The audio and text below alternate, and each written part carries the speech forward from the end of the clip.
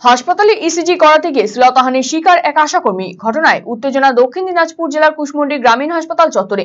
শুধু তাই নয়, হাসপাতালে ইসিজি বিভাগ বহিরাগতরা অপারেট করছে বলে অভিযোগ করেন ওই আশাকর্মীরা। ঘটনায় কুশমন্ডি থানায় লিখিত অভিযোগ জানান তিনি। পাশাপাশি ঘটনার প্রতিবাদ জানিয়ে মঙ্গলবার কুশমন্ডি গ্রামীণ হাসপাতাল চত্বরে বিক্ষোভ প্রদর্শন করেন আশাকর্মীরা। এদিকে ঘটনা নিয়ে পুলিশ প্রশাসনের দ্বারস্থ হওয়ার কথা জানিয়েছেন কুশমন্ডি ব্লকের বিএমওইচ। জানা গিয়েছে, শারীরিক অসুস্থতা থাকার কারণে ওই আশাকর্মী সোমবার কুশমন্ডি গ্রামীণ হাসপাতালে ইসিজি বিভাগে ইসিজি করাতে যান। সেই সময় জাফরুল ইসলাম নামের এক ব্যক্তি ওই আশাকর্মীর শ্লীলতাহানি করে বলে অভিযোগ।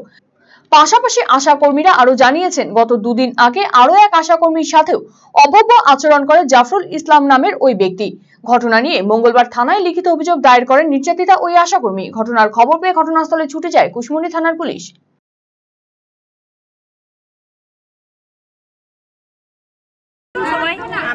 আমি বুঝতে পারিনি ব্যাপারটা। স্যার আমাকে ইসিজি করার জন্য যেতে বলেছিল। স্যার বলেছিল বিভা নামে একটা মেয়ে করে, মেয়েটি ছুটিতে আছে, হয়তো সম্ভবত বন্ধ আছে রুম, তুমি মাতৃ মেডিকেলে যাও।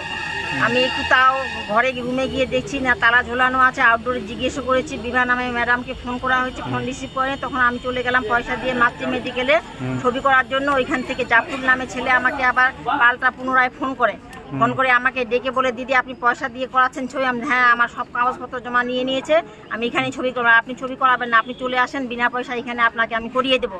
জাস্ট সবাই তো চায় 10টা টাকা সাশ্রয় হওয়ার জন্য, সবাই চায়। তো আমি সে মনে করে চলে এসেছি। আমি ছিলাম, আমার সঙ্গে একটা বৃদ্ধা মহিলাও ছিল।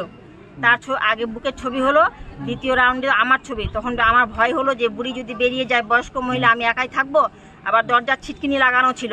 তখন বয়স্ক বৃদ্ধাকে বললাম, চাচি আপনি একটু বসেন, আমার একটু ব্যাগটা ধরুন, এইভাবে বললাম। বসলো। তারপরে দ্বিতীয় রাউন্ডে আমাকে টেবিলের মধ্যে শোয়াই দেয়। শোয়াই দিয়ে আমার কাপড় তুলে যথারীতি আমাকে বেইজ্জতি করে এবং আমাকে অনেক কিছু বাজে বাজে প্রশ্ন করে। তো এখন আপনি কি চাচ্ছেন? এখন আমি এর সুবিচার চাইছি। আপনারা কি আশা হয়ে আমি হেলথ ডিপার্টমেন্টে কাজ করি, এর আমি সুবিচার চাইছি, আমি নিরাপত্তা চাইছি। এই অভিযোগটা আমিও পেয়েছি দিদিদের কাছ থেকে, আর লেখাটা।